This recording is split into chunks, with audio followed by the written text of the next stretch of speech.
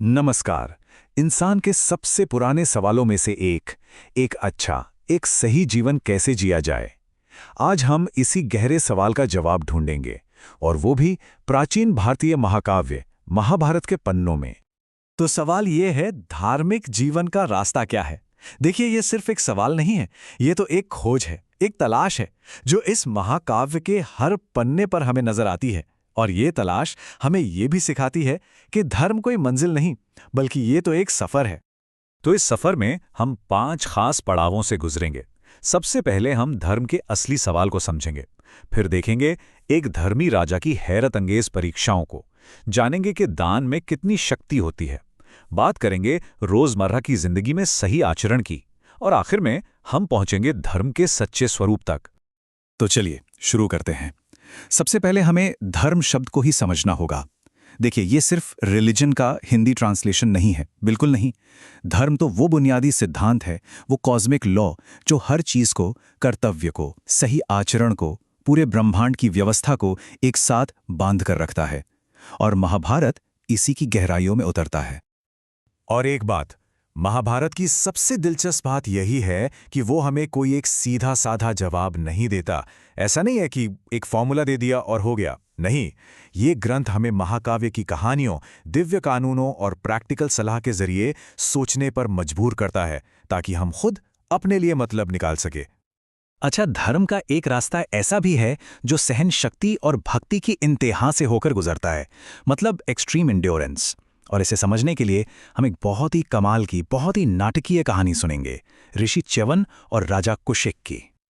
तो कहानी कुछ यूं है कि एक राजा के धर्म की सबसे बड़ी, मतलब अल्टीमेट टेस्ट तब होती है जब उसे एक बहुत ही शक्तिशाली और कह सकते हैं बहुत ही सनकी ऋषि की सेवा करनी पड़ती है। अब जरा सोचिए, राजा कुशिक की परीक्षाएं क्या थीं? पहली, राजा और रानी को 21 दिनों तक उस ऋषि की सेवा करनी है, वो भी पूरी तरह चुप रहकर, चाहे ऋषि कितना भी अजीब बर्ताव करे। दूसरी, उन दोनों को जानवरों की तरह एक गाड़ी में जोत दिया जाता है और वो ऋषि को खींचते हैं, और ऊपर से ऋषि उन्हें चाबुक से मारते भी हैं।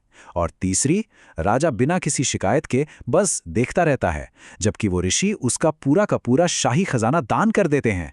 कमाल है ना?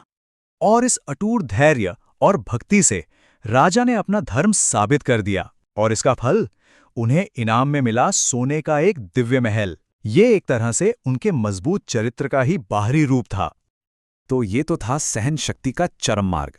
चलिए अब एक ऐसे रास्ते की बात करते हैं जो शायद हम सबके लिए थोड़ा ज्यादा आसान हो।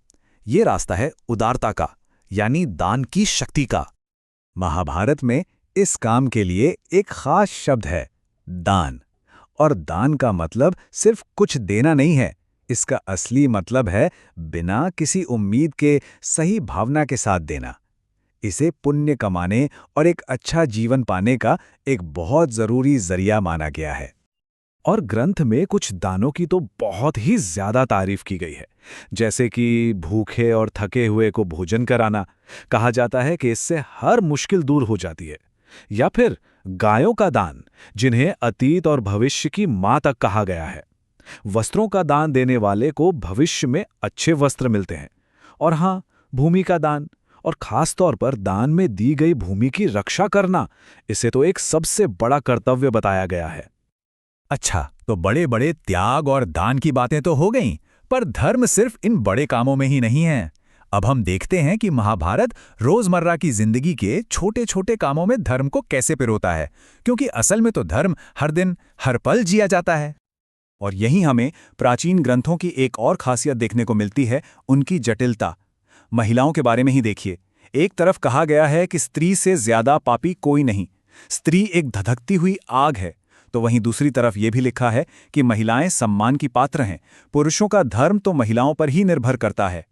यह विरोधाभास हमें याद दिलाता है कि इन ग्रंथों को पढ़ते हुए हमें उनके हर पहलू को देखना चाहिए। रोजमर्रा के आचरण के लिए भी बाकायदा एक कोड था। कुछ नियम देखिए। खाने या प्रार्थना से पहले पैर धोना, हमेशा बैठकर खाना, ब्राह्मणों की बुराई न करना, मेहमानों की सेवा करना, यहां तक कि किस दिशा में सिर करके नहीं सोना चाहिए, ये भी बताया गया है। ये नियम हमें दिखाते हैं कि उस दौर में शारीरिक शुद्धता को कैसे सीधे सीधे आध्यात्मिक पवित्रता से जोड़ा जाता था। तो अब हम आते हैं सबसे जरूरी सवाल पर। इतनी सारी कहानियों, इतने नियमों और इतनी मुश्किल परीक्षाओं के बाद आखिर धर्म का असली मतलब क्या है? वो कौन सा एक सिद्धांत है जो इन सारी बातों को एक धागे में पिरोता है? हजारों श्लोकों, अनगिनत कहानियों और जटिल नियमों के बाद महाभारत धर्म के इस विशाल सागर को एक बहुत ही सरल लेकिन बहुत ही गहरे एक नियम में समेट देता है। और वो नियम ये है, ध्यान से सुनिएगा, किसी के साथ भी वो व्यवहार कभी नहीं करना चाहिए जो अपने लिए नुकसानदेह लगे। संक्षेप में यही धर्म का नियम है। वाह, कितना सरल और कितना गहरा। ये एक यूनिवर्सल सच है जिसे आज हम द गोल्डन रूल के नाम से जानते हैं। तो आज की इस पूरी चर्चा से हम क्या सीख सकते हैं? 3 मुख्य बातें हैं। पहली, कि धर्म के कई रास्ते हैं, कुछ बेहद कठिन तो कुछ आसान। दूसरी, कि प्राचीन ग्रंथ बहुत जटिल होते हैं, उनमें विरोधाभास भी मिलते हैं। और तीसरी और सबसे जरूरी बात, कि धर्म का असली सार सहानुभूति में है, यानी दूसरों के साथ वैसा ही व्यवहार करना जैसा हम अपने लिए चाहते हैं। और अंत में एक सवाल सबके लिए, आचरण के ये जो प्राचीन नियम हैं, ये आज की इस मॉडर्न दुनिया में हमारे लिए क्या मायने रखते हैं? सहन शक्ति, दान और सहानुभूति के ये आदर्श आज की इस भागदौड़ भरी जिंदगी में कितने प्रासंगिक हैं, इस पर सोचेगा जरूर।